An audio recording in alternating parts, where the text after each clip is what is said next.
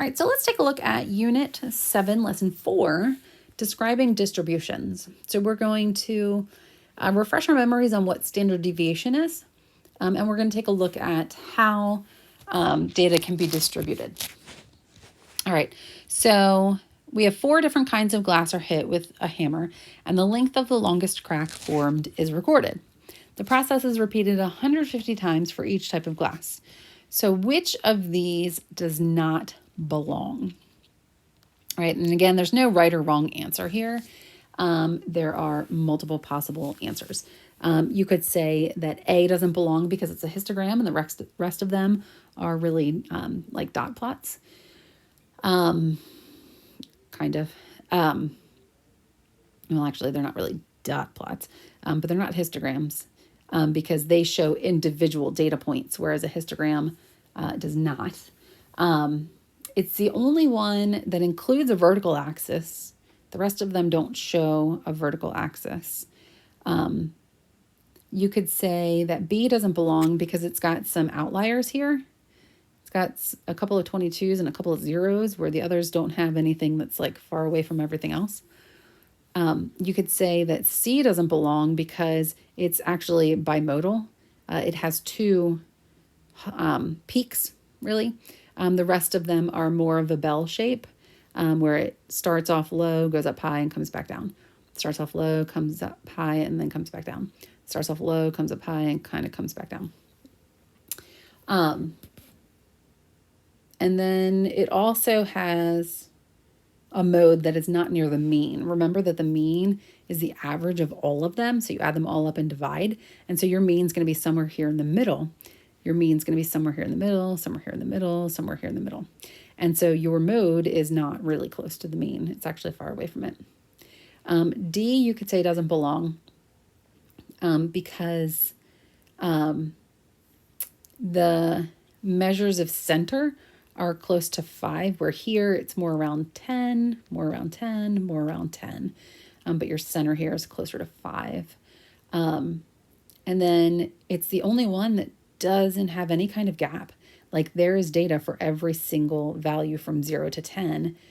This one kind of has a gap right there around 7, right there close to 10, a little above 10. This one right after 16, and this one has a couple of gaps there. But this one doesn't really have gaps like the other ones do. All right, so now we're going to look at naming distribution shapes. And so we're going to determine whether it's symmetric, skewed, bell-shaped, uniform, or bimodal, and then talk about why we think that's true. Okay, so let's take a look at the first one. Each student in the class measures the length excuse me, of their step in centimeters, then walks across the room, counting the number of steps to estimate the length of the classroom in centimeters.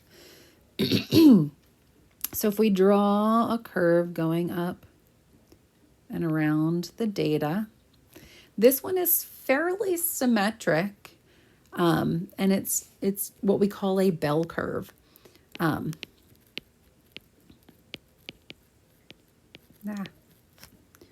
That is not very good. There we go. Not B, bell.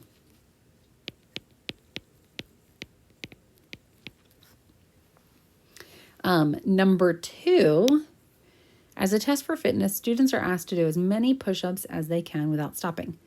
So again, we do this, we follow it, we come up again.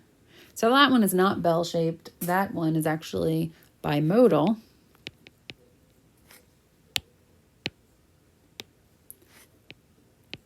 Because it has 2 high points. But then it's also kind of skewed over here. So it's skewed to the left a little bit because it kind of has that tail that's over there to the left. Whereas the first one was kind of symmetric. It has, the tails are kind of an even length. All right, number 3, a group of 30 students are asked how many times they eat a meal not made at home each week. So we start up high, come down low, come back up high, come down low. And so this one, again, is bimodal because it has 2 heights. two peaks. But this one is skewed to the right side because it's got that long tail on the right-hand side. And then the last one, a company sells a small colored erasers in packages of 24 erasers. 30 packages are inspected and the number of red erasers in the package are counted. So we are up here like this. This one is fairly close to being uniform and symmetric, because it's almost the same number in every single package. So it's pretty uniform. And uniform is always symmetric anyway. You can draw a line down the middle and it's almost the same on both sides. All right, so now we are going to take a look at these dot plots with summary statistics for the data shown, and we're going to decide which one goes with which one. So which data plot or dot plot goes with the information provided. All right, so for number one, we have a mean of 3, a median of 2, and a standard deviation of 2.91. So let's just refresh our memories on what some of these words mean, right? So remember our measures of central tendency are mean, median, and mode, where the mean is you add them up and divide by how many there are. Right? Our median is you order them and take the middle. Put them in order, take the middle number. If you have an even number of numbers, take the middle two and find the average. And then standard deviation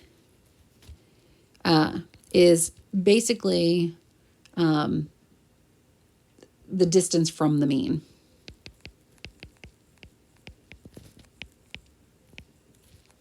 It measures the spread of the data.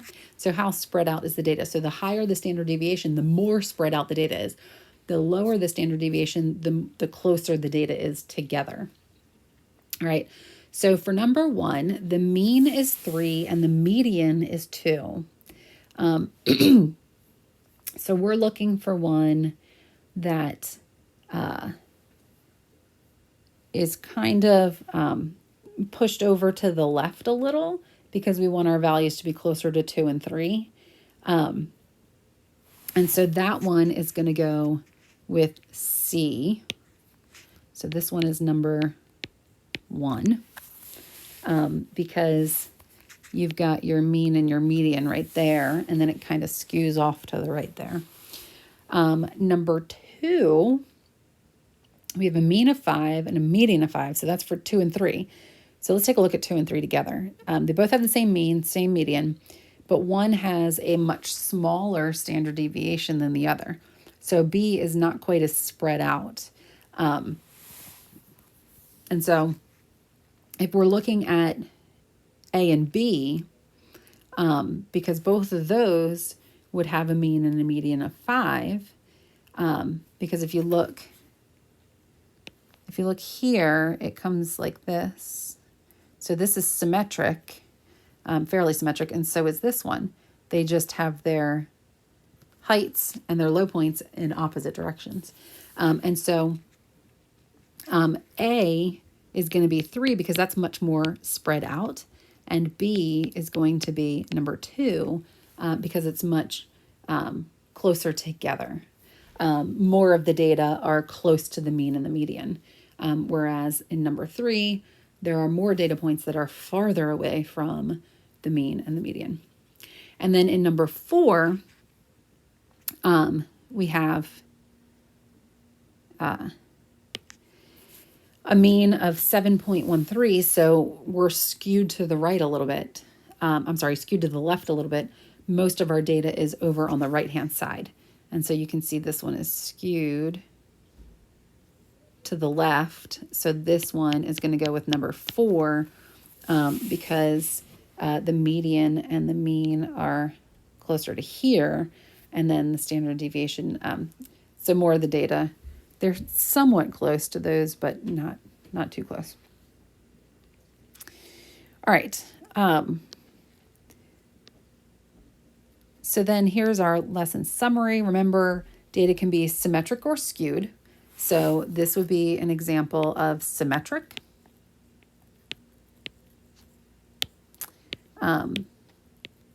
Because you can draw a line of symmetry somewhat, and it would looks very close to the same on both sides. Or you could have skewed here, where it's skewed off to the right-hand side. So this would be skewed. So you could have symmetric or skewed. And then you could have a bell shape, which would have one single central peak, kind of like that top one. Bell shapes are always symmetric. And the farther a value is from the center, the less often it appears in the data set. Whenever you have a distribution that's symmetric, the mean and the median are equivalent to one another. And then the standard deviation uses the squared distance from each point to the mean to measure the variability. So basically it gives you the spread of the data. So the smaller the standard deviation, the closer all the values are to the mean.